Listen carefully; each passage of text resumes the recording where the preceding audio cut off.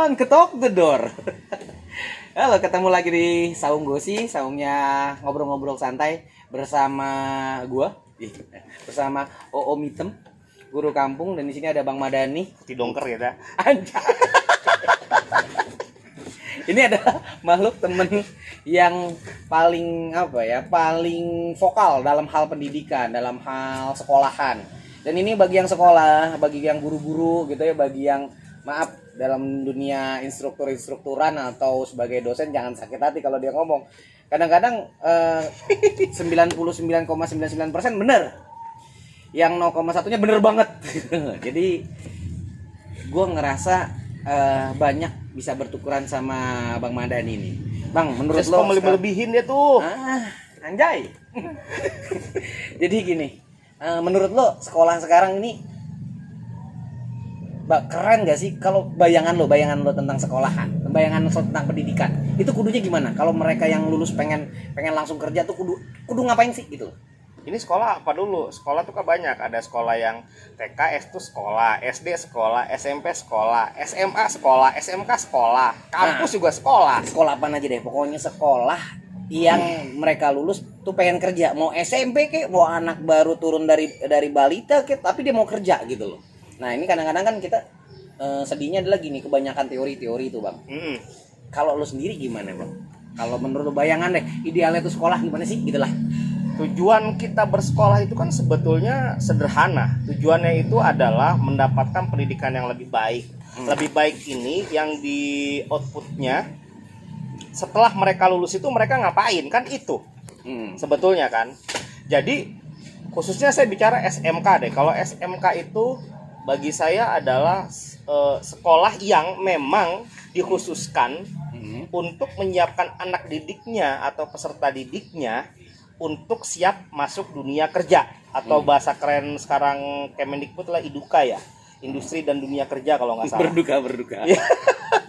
Seperti itu. Nah, terus bagi saya pendidikan kalau misalnya secara global yang perlu diperhatikan bukan hanya sekedar materi sebetulnya sih. Bukan masalah ini loh harus judulnya begini, mata pelajarannya mapelnya itu bagus-bagus, keren.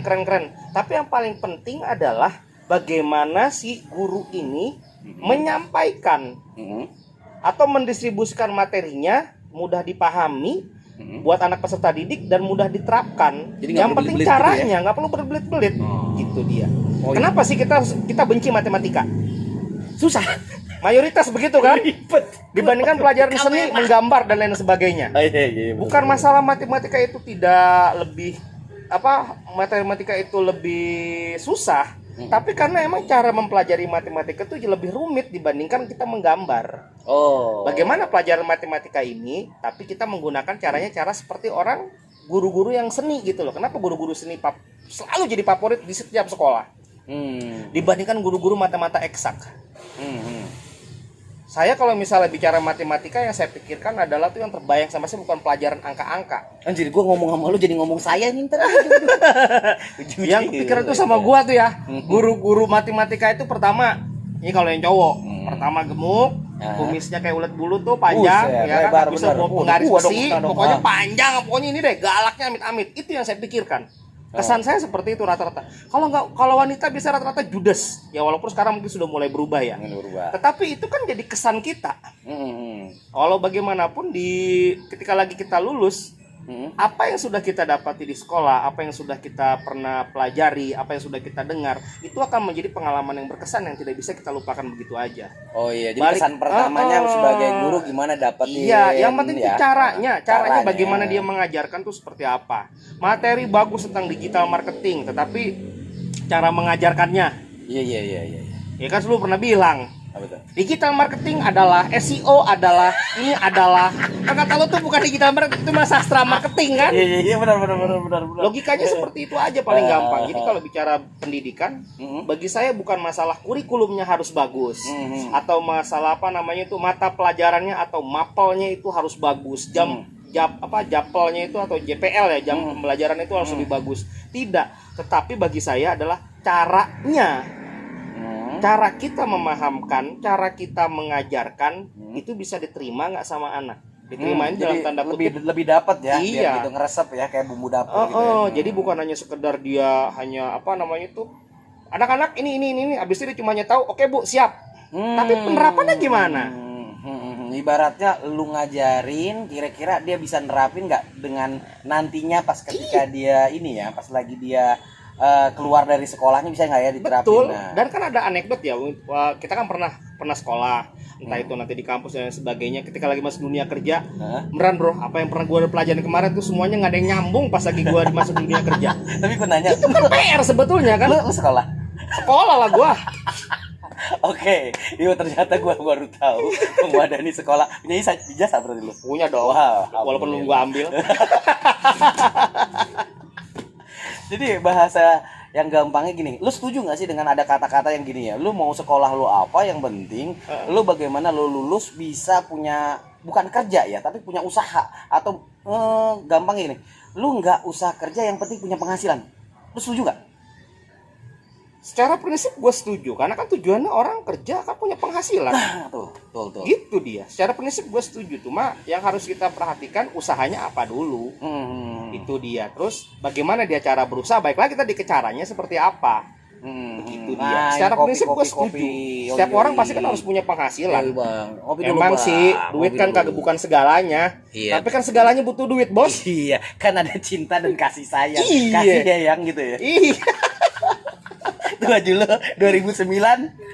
Ini kaos ini cuy, ini kaos para pejantan tangguh ya begini. 2019 tambah istri. Oh, tambah uang belanja istri ya juga sih. Lu kerjanya pagi siang sore nggak bisa nambahin belanjaan istri ya, bagi yang udah merit mah percuma aja ya. Jangan tertipu. Ini ada tulisan kecilnya ini, Bos. Oh, gitu. Tambah belanja. Saya anti poligami kok. Kecuali terpaksa, itu aja. Ya kalau dipaksa mau gimana? Ngopi. Nah, kalau menurut lo nih lu setuju gak sih buat anak-anak yang masih sekolah, misalkan masih kuliah juga ya? Ya. Masih kuliah itu mereka udah punya penghasilan. Itu lebih keren gak sih daripada mereka yang cuma nanya kayak datang masuk kampus, pulang, bengang-bengong gitu? Lu lebih setuju yang mana tuh? Mereka fokus pada pembelajarannya atau dia fokus pada apa yang mau dicapai? Mana yang penting? Bagi gue sih bukan masalah keren atau enggak. Cuma bagi gue anak-anak yang sudah produktif ya di masa-masa mereka masih sekolah, bagi gue itu lebih berharga. Jauh lebih berharga dibandingkan anak-anak yang cuma hanya sekedar makanya gue suka ngomong sama anak gue tuh, Jidan, kamu di sekolah, kalau di sekolah orang tua kan, nah kamu sekolah yang benar, turutin apa kata guru, yang rajin belajar dan lain sebagainya lah, pokoknya nasihat seperti itu. Gue pun juga sama ke anak seperti itu. Sama anak gue Zidan, lu belajar yang benar, turutin apa kata guru lu. Tapi gue ada tambahannya, satu pesan ayah, lu harus bandel. Kenapa harus bandel? Gini bos, orang bandel itu pertama ya, ini kalau misalnya kita bicara, orang bandel tuh pasti terkenal. Gitu. Walaupun dari sisi negatif ya. Cuma setidaknya hampir semua guru pasti tahu tuh kalau anak itu bandel. Iya. Mengerti kan? Biasanya kalau orang bandel itu rata-rata temennya banyak. Karena dia pintar bergaul begitu loh. Jadi kenakalan, ya penting kenakalannya masih dalam tahap batas wajar anak-anak begitu kan. Artinya biasanya ketiga nih anak-anak bandel biasanya mayoritas mereka itu aktif dan bergerak. Setuju nggak lo? Setuju. Berarti dengan kata lain nih, gue bisa nyimpulin nih. Iya. Kalau lu mau terkenal, lu pinter banget biar dikenal. Lu goblok banget, atau lu bandel banget gitu kan? Ya. Jadi biar kalau mau dikenal. Iya kayak begitu. Dan itu penting ketika lagi kita lulus ya. Lu kalau misalnya reuni lu mau SMP, SMA atau misalnya apa kampus dan lain sebagainya, yang paling ditanya pasti siapa? Anak yang paling bandel yang ditanya itu mayoritas. Pertama-tama ya, misalnya apalagi kalau misalnya reuni baru 1 tahun atau 2 tahun, kita belum jadi apa-apa lah, masih dalam tahap merintis. Masih jadi kepompong. Oh iya, masih kepompong. Tapi kalau udah 20 tahun ke atas mungkin beda. Itu anak kerjanya di mana? Itu teman kita sekarang udah jadi ini loh. Tapi kalau lu masih pertama-tama yang pasti pertama ditanya, itu si Dani mana tuh? Kemarin itu yang kemarin jatuh dari atap tuh pelapor. Yang diingat yang buruk. Iya. Itu fitrahnya kita kan seperti itu. Kita jauh lebih betul. memudah mengingat adalah sesuatu hal yang buruk dibandingkan hal yang baik. Yoi. Itu dia. Jadi ketika dari sisi marketing itu dapat tuh personal brandingnya. Personal brandingnya lebih kena ya. Lebih kena. Oke. Boleh dibilang lu kalau sekedar hanya biasa-biasa aja di Iya. waktu lu masih sekolah, Heeh. lu dianggap akan biasa doang. Iya, Kenapa ya? biasa-biasa Tapi kalau luar aja. bioskopnya itu kelewatan gitu ya. Ibaratnya yang Ya jangan kelewatan lah kalau masalah kelewatan, bandel. ya. Gua nggak rekomendasi sih. dimundurin dikit, dimundurin. Mundur dikit lah. Bandel tuh kayak gue dulu di pesantren ya. Gue tuh termasuk santri bandel. Anjir, lu di pesantren. Pesantren gue gini-gini juga. Ilmu mah gue punya, akhlak doang kagak punya. Oke. Bandel itu artinya begini. Bandel itu bukan berarti lu harus berbuat kenakalan yang melewati batas atau kelewatan. Gua nggak sepakat dengan hal itu. Misalnya ketika lagi gua di pesantren, lu bandelnya misalnya sering kabur keluar dari pondok, Iya. atau misalnya lu mencuri, itu bagi gua bukan bandel, itu kriminal. Beda loh. Bandel sama kriminal harus dibedain. Bandel itu kalau bagi gua pribadi dia, ya kalau gua pengalaman sih, dia melakukan pelanggaran yang ringan ataupun sedang lah, paling tinggi sedang, tapi berulang-ulang, itu aja. Oh, kontinuitas istiqomah. Tapi berulang-ulang. Gue bandel istiqomah. Biasanya orang bandel itu bukan karena emang dia aslinya memang dia pengen berbuat kriminal ya, tetapi terkadang cuma satu, dia cuma hanya caper cari perhatian. Oh, cari perhatian. Ya kan, jadi kalau misalnya bapak ibu guru nih punya siswa yang bandel, lihat dulu motif anak itu bandel kenapa. Oke. Apakah karena kita sering tidak tegur dia, atau selama ini kita sering menjelek-jelekan dia, kamu gimana sih, ini nggak bisa, ini nggak bisa, itu jadi ini loh. Akhirnya anak itu pelampiasannya dengan cara-cara seperti itu. Oh, Ya kan, harus ada remnya juga. Ada Nggak remnya, apa-apa ya, bandel nggak benar, masalah. benar. Gue termasuk anak Badung. Badung, tapi ada batas. Masih ada batasannya. Iya, nah ini Gitu. kadang-kadang yang bandel ini nggak ada batasnya, itu yang lebih bahaya lagi. Yang lebih bahaya itu. Nah sekarang gini, lu kan sekolah nih, katanya lu sekolah, gue mah percaya aja lah. Lu ngomong apa gue percaya dah. Nih, kalau menurut lo nih, tingkat relevansi lu masih sekolah, belajar, berapa persen yang lu pakai ketika lo kerja? Misalkan dari 100% nih, lo belajar di sekolah 100% lo belajar. Ternyata di dunia aslinya itu berapa persen kira-kira yang relevan gitu? Itu materi persen, ya, itu hitung persen. ada, kalau bagi gue pengetahuan itu ada dua, ada soft dan hard. Kalau misalnya hard itu materi apa yang teknis diajarkan di sekolah. Matematika itu termasuk hard kan, bisa dibilang. Kalau bicara masalah hard selling, materi mapel apa semua dengan apa yang gue temuin di dunia kerja, 100% nggak ada yang nyambung. Bagi gue. Bagi lo, berarti Jujur, misalnya logisa begini aja paling gampang. Ah. Gue pernah di pesantren, tuh materi Quran, hadis, tafsir, terus apalagi tuh mustalahul hadis dan lain sebagainya, bulughul maram, sorob itu gitu. nggak ada yang nyambung di kerjaan gue sekarang. Oh gitu. Nggak kepake kan, tuh secara itu nggak kepake kan. Iya. Tetapi secara kalau live lo misalnya ya dapat, kita kan? bicara soft, nilai-nilai value semuanya kepake. Pakai. Artinya ketika lagi gue di pendidikan, di akademi, atau misalnya di sekolah, kampus dan sebagainya, nilai kayak integritas, loyalitas, jujur dan teman-temannya itu gue kepake semua. Malah kepake. Ya kan, sampai dalam tanda kutip waktu lagi gue di pesantren itu ada satu yang sampai sekarang masih gue pakai adalah, jadi ketika lagi di pesantren itu kita belajar namanya at-tarbiyah wa ta'lim. Tuh keren kan gue ngomongnya. Aku percaya. Iya. At-tarbiyah wa ta'lim itu ada kalimat ini kalau dalam bahasa Arabnya at-tariqatu ahamu minal madah. Jadi cara itu lebih penting daripada materi. Tapi walakin al mudaris ahamu minat tariqah. Wa ahamu minal mudaris ruhul mudaris. Artinya begini, cara itu emang penting. Cara daripada lu materinya apa. Tetapi yang paling penting daripada cara adalah guru. Gurunya ya kan. Karena cara siapa yang menyampaikan kalau nggak ada gurunya?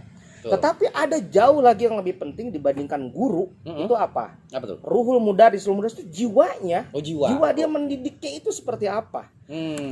Sekarang gue nggak bilang semua guru. Tetapi ini yang kadang menjadi keresahan gue pribadi gitu ngelihat ya. Guru ngajar cuma hanya untuk sebatas menggugurkan kewajiban. Nah, Masuk kelas anak-anak terus papa tulis bla bla bla bla bla bla bla, jam tank selesai keluar. Ah. Udah, dia nggak perlu, anak tuh mau paham kayak mau kagak apa semua. Tapi gue Dia nggak kadang-kadang peduli. jujur bang, agak bingung nih. Gue agak bingung antara guru sama karyawan. Nah, kalau guru itu mereka ada ruhnya. Tadi lu bilang ada jiwanya, dia Iya. ngajar, ya kan? Ya. Kalau karyawan itu sekedar lu dibayar, lu kerjain, nggak dibayar nggak lu kerjain. Ya itulah artinya kan guru-guru yang bermental bermental karyawan, dia tanpa loyalitas. Yang penting dia cuma hanya dia menjalankan aktivitasnya, cuma hanya menggugurkan kewajiban. Oh, Kenapa dia harus menggugurkan kewajiban? Kalau nggak gitu nggak digaji. Nah, Nggak ada tunjangan, nggak ada apa, nggak ada apa. Bener, tapi gue nggak Betul setuju. kan? Betul, Ya kan? betul. Jadi Gua kalau setuju. Ruhul Mudaris dia udah nggak berpikir gua nanti mau digaji kek, mau dapat duit kek, waktunya nanti misalnya gua berkorban waktu, berkorban uang, berkorban tenaga, dia nggak peduli. Yang dia pikirkan cuma satu, bagaimana anaknya, peserta didiknya itu bisa memahami dan bisa menerapkan, serta bisa itu berguna buat si anak itu sendiri Setelah dengan skill lulus, yang diajarin, ya. mau setelah lulus kek atau setelah pelajaran. Oke, Begitu dia. good. Itu bagi gua yang paling penting. Gue nanya lagi nih, sekarang tentang apa ya? Sekarang kan ada kompetensi nih. Lu kadang-kadang lu dari agama gitu ya, dari pesantren, terus lu kerjanya sebagai sales, Ya. sebagai sekarang orang nomor sales yang boleh dibilang mah terkenal lah. Boleh dibilang Cuman kalau gua ngundang lu lebihin. gua kalau ngundang lu aja, bro, jam segini. Waduh, sorry nih lu ganggu jadwal nganggur gua. Ya. Kan itu dia kan bake. Ngundang aja susah bener. Nah, bagi gua, ini menurut gua kira-kira nih lu lebih pakem mana nih? Lu menyelesaikan tadi tentang kurikulum atau lu bisa paham tentang sesuatu yang menjadi kompetensi lu? Nah, tadi kita ngomong tentang kompetensi nih. Karena kemarin itu Mas Menteri ngomong kayak gini, akreditasi bukanlah jaminan mutu gitu Ya. kan. Ijazah bukan jaminan tentang pekerjaan, tidak menjamin tentang pekerjaan ya. Ya. Yang bisa adalah kompetensi. Nah, Ya. di kepala lu kompetensi itu apaan? Di kepala gue kompetensi itu artinya adalah kemampuan. Hmm.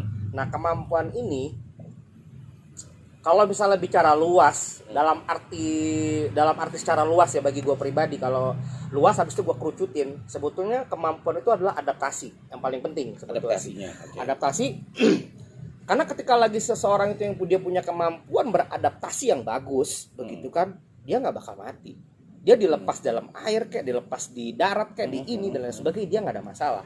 Karena adaptasi ini sebetulnya yang memungkinkan kita akhirnya kita bisa bersinergi atau berkolaborasi dengan lingkungan sekitar kita. Contohnya begini, gue kalau misalnya bicara skill kemampuan, gue dididik pesantren tuh outputnya apa sih skillnya? Guru ngaji. Guru ngaji. Keren-keren dia khotib Jumat lah atau dai penceramah. Iya. Ya kan? Kalau misalnya gue berpikirnya ke sana, gue nggak. Tapi di satu sisi ketika lagi gue keluar, lulus, dunia yang gue hadapin, Betul. lingkungan sekitar gue itu kan berbeda. Iya. Kalau gue nggak punya kemampuan adaptasi yang bagus, begitu kan? Gue rasa gue akan tetap memaksakan idealis gue. Dan itu sebetulnya ketika orang memaksakan idealis, yang ada akhirnya bukan masalah dia kebenaran, tapi yang ada pembenaran. Wah. Ingat, kebenaran sama kebenaran itu berbeda. Beda-beda. Kan ngomong gue ya, mantap juga. Ya artinya begini, jadi bagi gue tuh kemampuan kompetensi itu sebetulnya adaptasi. Nah, sama seperti halnya sekarang kan kita sama-sama terjun nih, maksudnya untuk bukan membudidayakan, udah kayak ternak membudidayakan apa ya, memberdayakan mungkin ya. Atau kita masuk di unit-unit vokasi SMK dan lain sebagainya. Jurusan SMK, contohnya begini. Ini anak SMK jurusan teknik bisnis sepeda motor. Kemampuannya kan artinya dalam tanda kutip masih nggak jauh-jauh dari motor kan? Iya. Tadi Betul bisnis kan? gitu begal tuh. Ya, dari bisnis sepeda motor seperti itu. Pasti kemampuannya nggak jauh-jauh dari situ, gue yakin. Mau akuntansi juga pasti nggak jauh dari akuntansi. Tapi begitu dia lulus sekolah, orang pasti pengen cari kerja. Dia ngelamar, misalnya akuntansi, dia ngelamar jadi akuntan. Iya. Atau misalnya sekretaris dan lain sebagainya. Pertanyaan gue, berapa persen sih yang diterima? Nah, itu dia. Betul kan? Betul. Ngelamar perusahaan, Pak, saya mau ngelamar jadi sekretaris dan lain sebagainya. Nggak diterima, nggak ada. Yang ada lowongan sekarang di sini misalnya sales. Kalau dia nggak punya kemampuan adaptasi yang bagus, atau dia masih punya idealis, saya nggak dididik jadi sales di sekolah, saya dididiknya tuh jadi akuntan, jadi sekretaris dan lain sebagainya, pembukuan dan teman-temannya begitu. Itu anak bisa maju apa nggak kalau misalnya dia masih memaksakan jelas idealis? enggak lah. Ya nggak bakal dia nganggur. Iya. Dia kan nganggur. Dia apalagi semakin tinggi pendidikan, sudah dia kuliah lagi S1, S2, masih di akuntansi. Begitu ngelamar kerja kan banyak nanya orang S2, dokter masih nganggur. Iya. Ironis kan? Iya. Jadi Idealis kompetensi kan? itu lebih arah lu bisa beradaptasi dengan kebutuhan Dengan apa yang kebutuhan dibutuhkan. apa yang ada pas lagi di dulu di luar. Dan kita juga sering dapat cerita inspirasi, ada orang-orang yang nggak lulus SD atau nggak pernah sekolah, tetapi mereka jauh lebih maju. Kenapa? Adaptasi dia itu yang keren gitu loh. Dia mengikuti alurnya seperti apa, ini kayak gimana, habis itu baru dia kembangkan. Tak. Lebih Itu dapat ya. Lebih dapat bagi gua. Daripada lu yang belajar fokusnya misalkan bidangnya lo bidang katakanlah tadi sekretaris Iya. gitu ya. Tahu pekerjaannya yang ada muncul adalah sales. Iya. Lo dan lo malu, malas apa segala macam. Ya lo nggak makan kan? Nggak makan kayak gitu. Wah, Jadi bagi gue tuh kompetensi kayak akreditasi kan sebetulnya adalah proses adaptasi sekolah dengan industri. Iya. Maksudnya sekolah itu mencari tahu apa sih yang dibutuhkan Mm-mm. di dunia kerja tuh sekarang kayak gimana, aturannya, terus attitude-nya, skill yang dibutuhkan itu apa. Sekolah tidak bakal bisa dia memaksakan saya ngajar begini, perusahaan harus pakai apa yang kita ajarkan. Perusahaan nggak bisa, perusahaan cuma hanya bilang lu siapa. Kan gitu. Sama-sama, gue punya satu Betul, asisten. kan? Betul, setuju. Gue punya Siapa? asisten. Gue pertama yang berpikir gini, kalau dia lulusan S2, mana universitas ternama di Indonesia kan, gue jadiin asisten untuk dampingin gue karena dia cewek gitu Iya. ya. Gue ngambilnya yang ibaratnya yang dia pendidikannya S2, wah kayaknya udah keren nih. Pas lagi kerja, ya elah, cuma 2 bulan. Iya. Jadi Ternyata artinya nggak bisa apa-apa. Artinya gitu. apa? Kemampuan bukan masalah dia nggak bisa apa-apa, pasti dia bisa apa-apa. Tapi di beda bidang. Tapi kan artinya adaptasi dia itu kan yang Iya. dia nggak bisa mengikuti gaya kerja atau misalnya di perusahaan lu, Iya. ya kan? Dia juga nggak bisa tahu keinginan lu tuh seperti apa gitu loh. Jadi karena kenapa? Karena dia punya idealis gitu loh. Oh dulu saya pakemnya belajar begini, ini harus begini. Padahal di satu sisi di kehidupan nyata apa yang kita pelajari mayoritas saya bilang nggak semuanya. Tapi berkaitan dengan yang soft skill ya, menghadapi orang, terus apalagi berbicara, habis itu kita bergaul dengan orang, itu kan nggak kalau saya bilang sih 360 derajat itu berbeda dengan apa yang dipelajari di sekolah. Ibaratnya lu belajar apapun gitu ya belum tentu menjamin lu bisa di pekerjaan lu yang lain Iya, gitu ya. bisa. Jadi bener ya, bener. Harus Bener kata adaptasi, pokoknya. Kemampuan adaptasinya dia harus tinggi itu. Nah, buat lu semua, buat yang lagi nonton nih Bapak Ibu guru tuh adaptasi itu. Itu penting banget karena kompetensi itu adalah lu bisa apa. Iya. Bukan lu udah belajar apa. Nah, betul tuh, sepakat tuh gua. Nah, sekarang selama yang lo alami sampai sekarang ini kan lo banyak mendidik siswa-siswa SMK dalam kelas industri lah, apa segala macam. Poinnya adalah ketika lo menjalankan kelas industri itu ngapain sih, Bang? Output gue sebetulnya begini, ketika lagi gue bikin kelas industri, ini kurang lebih emang seperti kayak program magang buat anak-anak SMK. Tapi memang SMK karena spesifikasi gue selama ini kebanyakan di sales, gitu kan, di sales. Jadi dan jurusan yang paling relevan dengan apa kompetensi sales itu jurusan bisnis daring dan pemasaran BDP. Iya, Makanya gue cuma hanya fokus ke anak-anak SMK BDP, bukan gue nggak cinta sama jurusan lain. Masalahnya adalah mereka kemampuan anak-anak BDP dibandingkan anak-anak SMK dengan gaya mengajar gue dengan materi selama ini adaptasinya lebih bagus anak-anak BDP karena masih relevan banget begitu. Iya kan? Gue kena juga enak. Jadi outputnya bagi gue itu kalau misalnya untuk yang kelas industri itu bukan masalah anak-anak itu menghasilkan omset berapa, ini berapa, gue nggak peduli, makanya gue nggak ada target situ. Nggak ada target. Nggak ada. Tapi yang paling penting anak-anak itu tadi yang lu bilang dia bisa apa. Ya kan, PR gue yang terbesar itu bukan masalah anak-anak itu mereka bisa jadi juara di kelas industri atau nilainya paling tinggi. Enggak, bukan itu. Gue nggak peduli malah seperti hal itu. Yang paling PR gue terbesar itu setelah lu mengikuti kelas industri ini, lu ngapain? Sip. Itu sebetulnya PR terbesar gue gitu kan. Makanya ketika lagi di kelas industri ini bukan hanya sekedar hard skill yang kita kasih ke anak-anak. Jadi kalau sekarang kan industri online ya. Artinya hard skill kayak misalnya digital marketing, TikTok bisnis, habis itu SEO dan lain sebagainya itu ada. Tapi di satu sisi gue juga tambahin soft skill. Soft skill ini bukan gue yang nyampaikan. Mereka ketemu sama gue lagi bosan juga, gue juga bosan ketemu mereka kan. Iya, jadi yang gue lakukan apa? Soft skill ini apa? Materi-materi yang merubah pola pikir, mindset mereka. Oh begini loh ternyata. Jadi sales itu bukan sesuatu hal yang misalnya memalukan. Jadi sales itu bukan suatu pekerjaan yang sulit. Makanya gue undang tuh narasumber yang bener expert, orang-orang yang Dan enaknya kalau sales itu kan semua usaha apa sih kagak jualan? Iya, betul Betul kan? Betul. Jadi kayak kemarin gue undang nih pemilik radio. Iya. Dia pemilik radio di Mandala FM itu, Pak Aris. Itu gue undang, contoh salah satu ya. Gue suruh bicara depan anak-anak. Masalah anak-anak itu nggak paham atau enggak, gue nggak peduli. Nah, Cuma setidaknya anak-anak akhirnya dapat insight baru mereka. pengetahuan kan? baru ya dari pengetahuan radio. baru minimal. Oh ternyata bisa begini ya, ini begini ya, ini begini. Padahal kalau misalnya gue bicara dari kurikulum kelas industri, radio apa hubungannya? Nggak ada kan? Satu, kedua lagi. Ntar tanggal 9 ini gue undang lecturer dari Politeknik APP, Akademi Pimpinan Perusahaan tuh, Pak Christian Kusibo. Lo tau materi dia apa? Mimpi kuliah di luar negeri. Mimpi. Dari sisi kompetensi nggak nyambung. Ini kelas industri output kan materi tentang digital marketing apa semua dan sebagainya. Ini apa hubungannya? Anak-anak SMK tuh outputnya kan ketika lagi mereka lulus sekolah kan kerja bukan kuliah. Ini udah kuliah di luar negeri lagi. Ya bener mimpi gitu loh.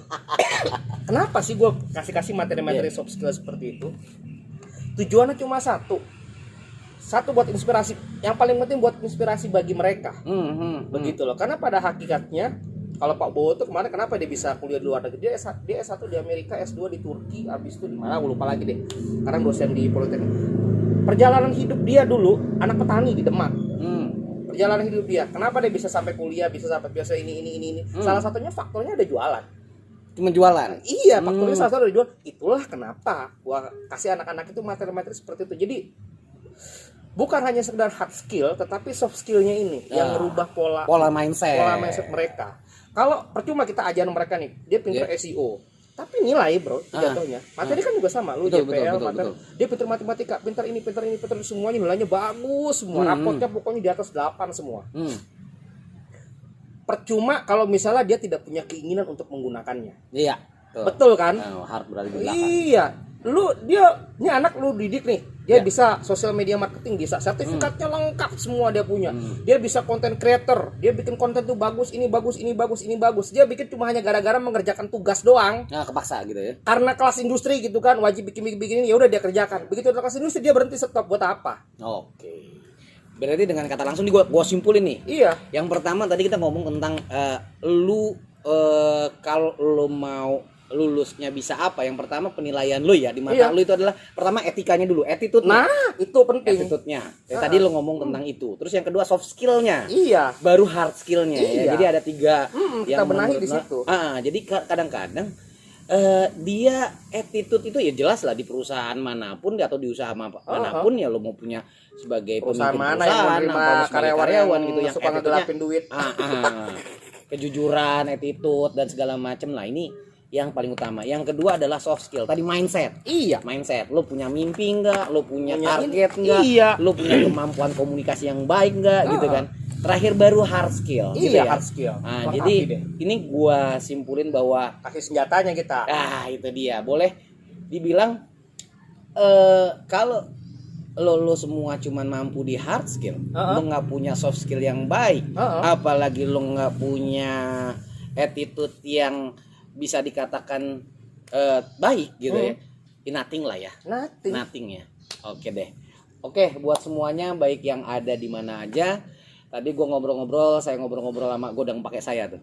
Saya ngobrol sama Bang Madani, Pak Madani ini untuk mengisi tentang bagaimana sih membentuk anak-anak itu. Yang penting ada attitude-nya, kemudian soft skill-nya, lalu hard skill-nya. Dan poinnya adalah bisa jual.